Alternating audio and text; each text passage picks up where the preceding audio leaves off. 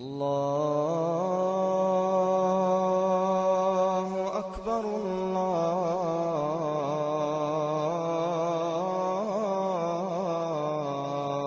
أكبر. Salam alaikum à tous, donc mes frères et sœurs, donc j'espère que vous allez bien. Et bien écoutez, pour ma part, ça va super, alhamdoulilah.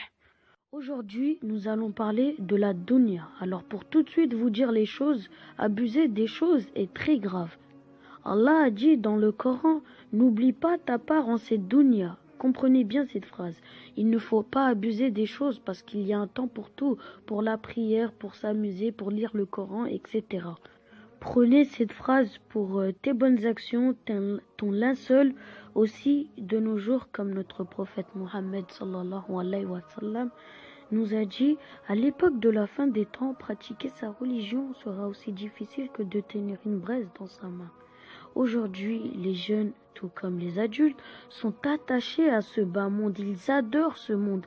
Ils misent tout pour une seule goutte et ils se font avoir par Shaitan. Mais réveillez-vous, le haram a pris le dessus sur notre vie.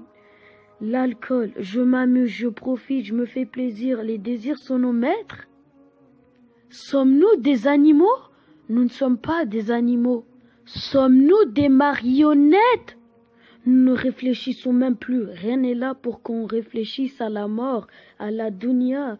Nous a pris au-dessus. La dunya nous a pris au-dessus. Vous avez la preuve que le prophète avait dit vrai. Le prophète a dit, à la fin des temps, il y aura des gens de ma communauté qui rendront licite de ces choses-là. Donc le haram, la musique, l'alcool, etc. Encore, il n'y a même pas besoin de vous faire un dessin, vous les connaissez. Et là, on se dit, tiens, le prophète avait dit vrai. Sauf que pour d'autres personnes, ils vont pas écouter. Même s'ils savent que c'est la vérité, ils ne veulent pas savoir. Nul n'est plus sourd que celui qui ne veut pas entendre, et nul n'est plus aveugle que celui qui ne veut pas voir. Voilà, j'aimerais que vous compreniez bien cette phrase. Nul n'est plus sourd que celui qui ne veut pas entendre, et nul n'est plus aveugle que celui qui ne veut pas voir. Le sourd, lui, aimerait bien entendre, sauf qu'il ne peut pas. Et certaines personnes, ils ne sont pas sourds, sauf que car si ils ne veulent pas entendre, idem pour l'aveugle. L'épreuve est devant ses yeux, mais il ne veut pas voir. Mais il ne veut pas ouvrir les yeux, tout simplement. Il a plusieurs preuves, mais il veut pas ouvrir les yeux. Et le sourd, lui, il dit, ouais, j'ai écouté, mais il n'a pas entendu. L'a-t-il appliqué? Y a-t-il eu du changement dans sa vie? Donc il faut bien prendre les choses et bien les comprendre aussi. Il y a aussi plusieurs choses dans ce monde qu'on oublie, que Allah nous a donné des pieds, oreilles, vues, tout cela, mais nous oublions, nous ne sommes même pas reconnaissants envers lui, notre Créateur. Notre vie devient notre idole, tout comme les soi-disant stars. Vont-ils vous aider le jour du jugement dernier? Excusez-moi. Vont-ils vous aider? Votre téléphone, etc. Ils vont pas vous aider. Toutes ces choses-là, ce sont des biens matériels dont vous vous attachez. Ta voiture va pas te suivre au paradis. Ni tes habits, ni ton argent. Forcément, c'est pas obligé. Tu vas aller au paradis. Ce sont des biens matériels dont nous nous attachons. Nous ne réfléchissons même plus. N'oublions pas qu'un seul péché peut vous emmener en enfer, éternellement. Et si c'est toi, t'es là prêt à tout à faire pour Allah, mais que pour toi, abandonner l'alcool, tu peux pas, c'est un exemple, tu peux pas parce que t'as pris l'alcool, tu peux vraiment pas, c'est parce que t'es pas prêt à tout pour Allah. T'as pris l'alcool au-dessus d'Allah, astaghfirullah. Et ça, c'est plus important pour toi, donc t'as décidé que l'alcool serait la première chose la plus importante que Allah. Et là, tu fais l'association, donc c'est le seul péché qu'Allah ne pardonnera pas. Et faut pas oublier aussi que c'est du haram. C'est juste une bouteille d'eau avec plusieurs choses qui sont haram et qui ont plusieurs problèmes de ta tombe et en enfer. Et parmi le jour du jugement dernier, cette bouteille ne va pas te défendre. Et souvent aussi, dans ces dunya, on oublie aussi notre mort. Et oui, rien n'est là pour qu'on réfléchisse. Il y a tellement de préoccupations à faire dans ce monde on ne réfléchit même plus à la vie et à la mort. Donc, Allah nous a donné comme exemple un homme qui marche dans une jungle.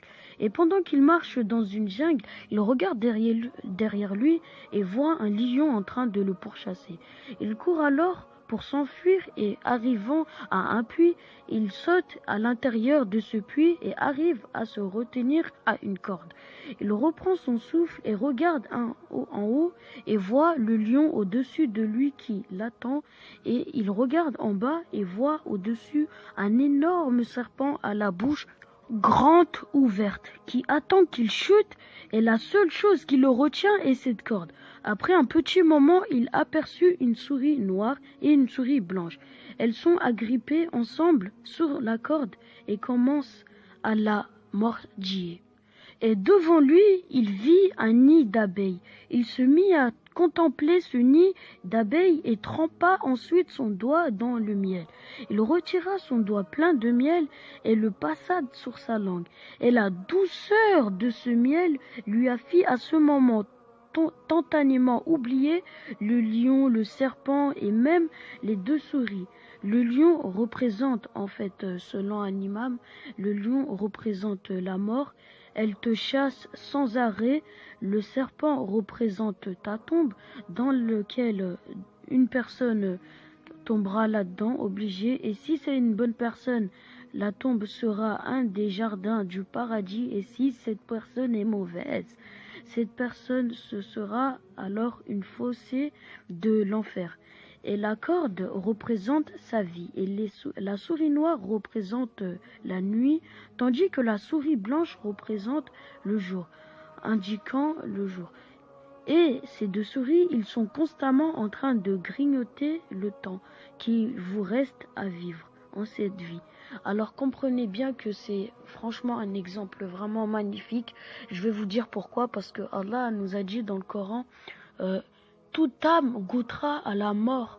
Donc quand l'homme a pris ce miel et qu'il a tout oublié, il a goûté à ce miel et il a tout oublié. Donc toute âme goûtera à la mort. C'est absolument magnifique cet exemple.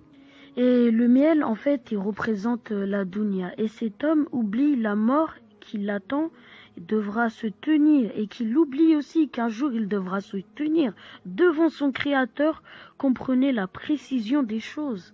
Et donc, je veux vous dire un truc, ne vous laissez pas vous faire dominer par Shaitan parce qu'il est là.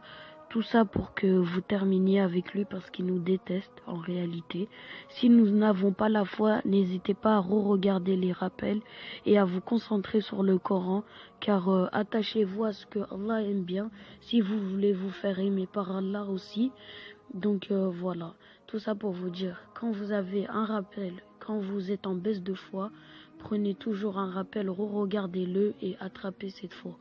Et n'oubliez pas qu'un jour on se présentera devant nos signes, notre Dieu, notre Créateur devant Allah, et on répondra tous de nos actes. Donc voilà. C'est tout pour ce rappel. Je tiens à préciser qu'il y a des choses dont j'ai préféré un peu recopier mot pour mot. Mais bon, ne perdez pas la foi, ayez confiance en Allah subhanahu wa ta'ala et partagez cette vidéo un maximum à vos proches pour les sensibiliser de plus. Et puis moi j'aimerais bien que il y ait beaucoup de gens qui voient cette vidéo, ça me ferait vraiment plaisir. Et qui voient ce rappel aussi pour leur sensibiliser. Et Inch'Allah, on se retrouvera à nouveau pour une autre vidéo. Salam alaikum.